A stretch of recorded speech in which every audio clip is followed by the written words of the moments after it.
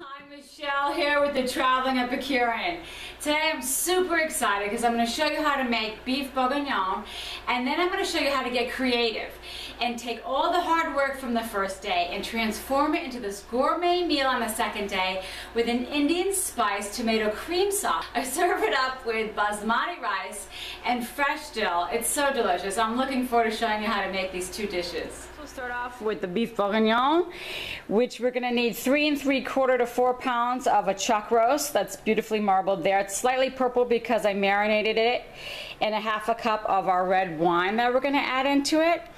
I have beef broth with 1/2 cup of finely chopped sweet onion, 1 shallot, and 3 medium cloves of garlic or 2 extra large. I chopped them all together here. 1/2 cup of smoked bacon, our pearl onions, crimini mushrooms. What's really important is to pat this meat really dry. It's been marinating in red wine all night. It smells really good. I can smell that red wine. Oh, it smells heavenly. And so you just really need to pat it dry. You can't sear and brown wet meat. It needs to be patted dry. And then I'm just going to start to cut these pieces. There's no science to this. We're just going to cut these into 2-inch squares. Beautiful, beautiful. If some are smaller, it's fine.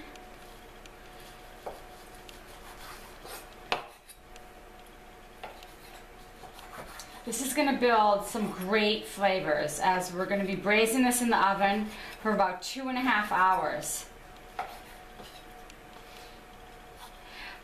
I'm not big on leftovers, but I am the sauce gal, and sauces, many sauces, build when they sit overnight. They build on flavor, and the flavors develop and intensify when they get cooled and then when they heat up again. I have my chuck roast here, my beautiful marbled chuck roast, 3 tablespoons of olive oil in our Le Creuset pan. And now I'm going to start to sear. Hear that lovely sound? You do not want to overcrowd the pan. We are going to brown these pieces of meat, and we're going to make sure not to overcrowd the pan because the juices will release, and then you'll end up boiling the meat instead of browning the meat, and that doesn't develop flavors. You really need to brown the meat. I have seared pretty much on all the sides. I'm going to start taking out the beef. I'm taking out this first batch. This was only about 5 minutes. And then we're going to put in our second batch here. And I still have it on a medium-high heat. On a third batch, browning this wonderfully marbled chuck roast. So a lot of recipes have you dredging in flour before you start to brown it. I really don't like to do that. You're still sealing in the juices without dredging the beef in the flour. For me, the flour just ends up burning and it starts to smoke, and I think it's a little bit disastrous. And I have a little secret trick for you too about the flour. So stick with me, and this is going to be really delicious. 4th batch of chuck cubes that we just finished browning. I'm going to pull these out. Then I'm going to toss in our pearl white onions and our mushrooms, just to get them browning a little bit. We're not going to... So when we're dealing with mushrooms, remember, never run them underwater. They're porous, and you don't want them to fill with water. So you just take a damp paper towel like this, and then just brush the dirt off, just like that. And then there's your clean mushroom. Nudge back the stem back and forth, and then it just comes right out. Because we're going to take the stems off. We're just using the cap. Now I'm sautéing the mushrooms. I just put in those wonderful crimini mushrooms, and they're still in the same pot with that same olive oil that we browned our lovely meat with right there. And now I've come to the second layer of our onions, and they're feeling a little bit moist because they were frozen, right? I could see the juice at the bottom of the bowl. So in fact, I'm even going to put some right on this paper towel to take some of that moisture off of them. Just like that. A lot of recipes have me doing so many extra steps. They have you taking the pearl onions, fresh pearl onions, which you have to peel. It takes forever. You boil them, you blanch them, you peel them, then they have them putting them back into the pot for another 50 minutes, simmering in water, and they don't even add that to the dish until it's plated. Now, I think that's kind of silly. I think that the pearl onions and the mushrooms should be in this savory stew liquid, braising in the oven, and then absorbing all that flavor, and then also releasing all that wonderful flavor back into the stew. So that's what I have you do, and it skips all that. Once you have it into the oven, you want to sit down and relax. You've just put all this love and hard work into it. I think you're about done. Add in a splash of red wine and give a little deglaze to the pan.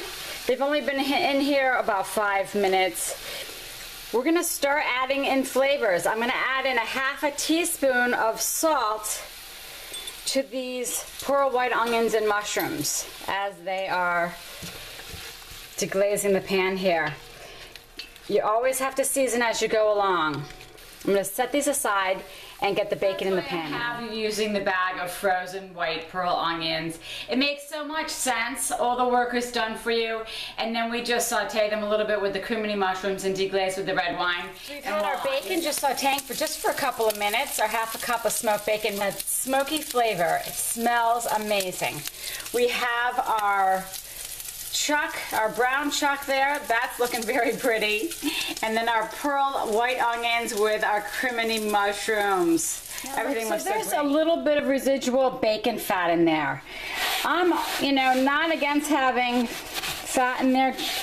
Everybody knows I love my duck fat. But I am going to soak up some of that bacon fat because I don't want that in the base there. I'm just going to dry it up a little bit. I'm going to add some fresh olive oil, just maybe 2 tablespoons, and then I'm gonna add back in the lovely sweet onion, and we're gonna saute that. I have to give you this flour tip. I'm not gonna add any flour to my stew because my kids like a thinner stock. They don't like it heavy and thick. And they also don't like the tomato paste. So you should be adding a tablespoon of tomato paste right after you saute those onions before you add the beef back in. Just add that tablespoon of tomato paste, heat it through, and then add the meat back in, and then the bottle of red wine. Now, so my flour tip is this Wondra flour. It's a quick mixing flour. You can use it at any time you want. Sometimes I use it for chowders, sometimes I use it for Thanksgiving, and now this is not a paid advertisement. I just want to tell you that I love this. It's great in a pinch. I keep it in the cabinet. You just sprinkle it on top, whisk it into the liquid. It dissolves immediately, and then you need to simmer it just for a few minutes so it takes out that raw flour flavor. But it's really amazing. So this is my secret for today. So I'm going to add a sprinkle of salt to our sweet onion mixture. I'm going to add in, oh, look how beautiful that is. I'm going to add in our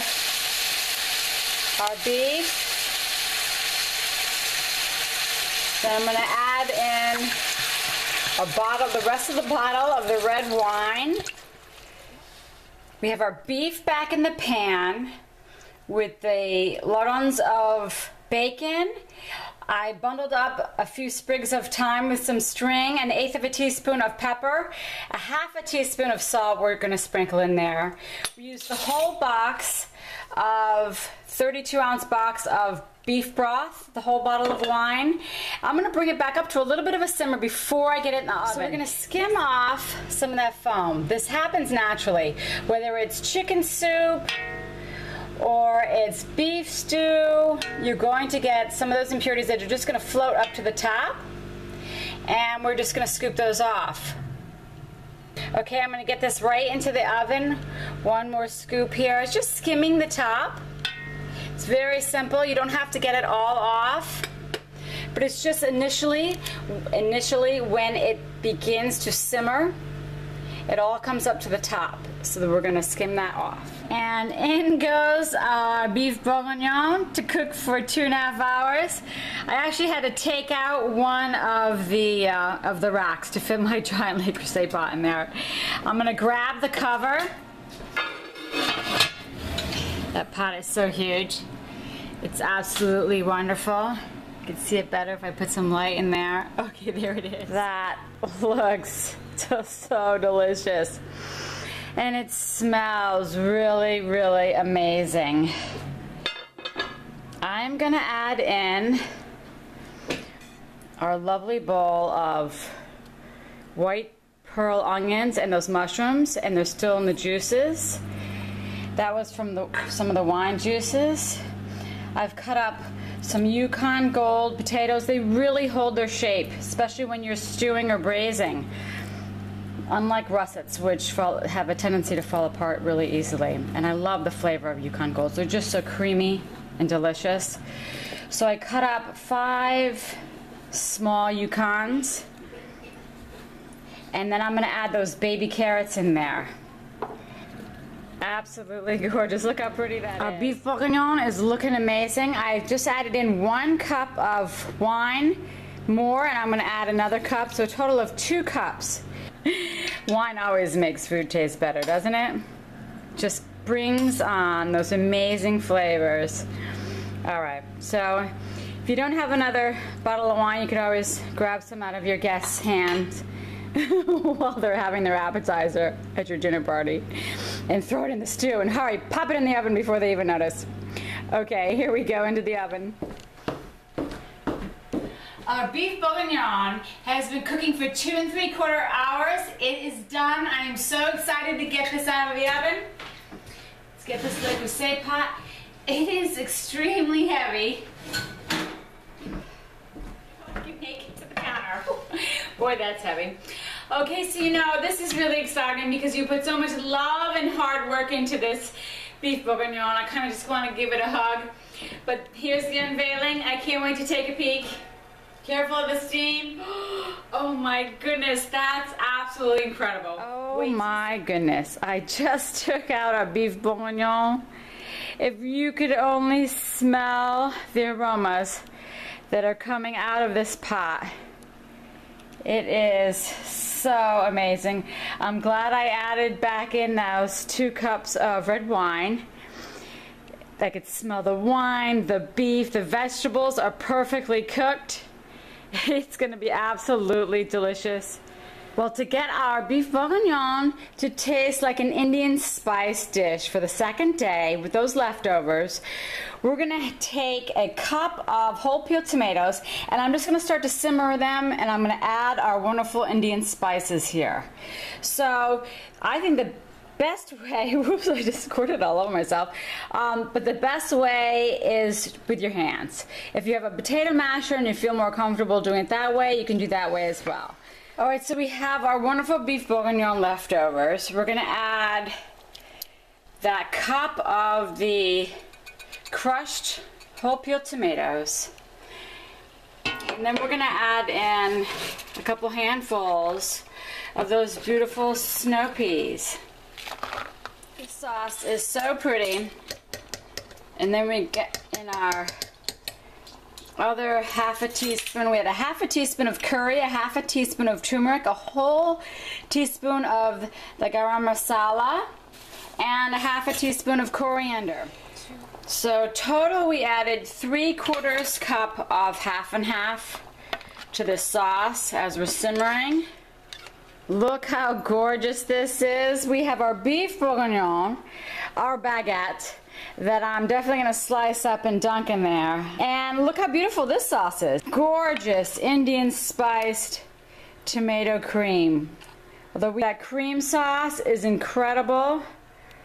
Look at that. Ugh. I really love all those floral flavors from the Indian spices. It's just amazing. Oh my goodness, I thought that the beef bourguignon with that baguette just now was out of this world. But now that I'm tasting this incredible Indian spice tomato cream sauce, let me tell you, this is probably my favorite, I think. The fresh dill with the basmati rice really complements all those Indian spices. I just want you to see how you can be creative and transform all the hard work from the beef bourguignon and create this incredibly gourmet second dish that's really different. It's unbelievable. You're gonna love this. You've got to try it. Have a great day. Ciao.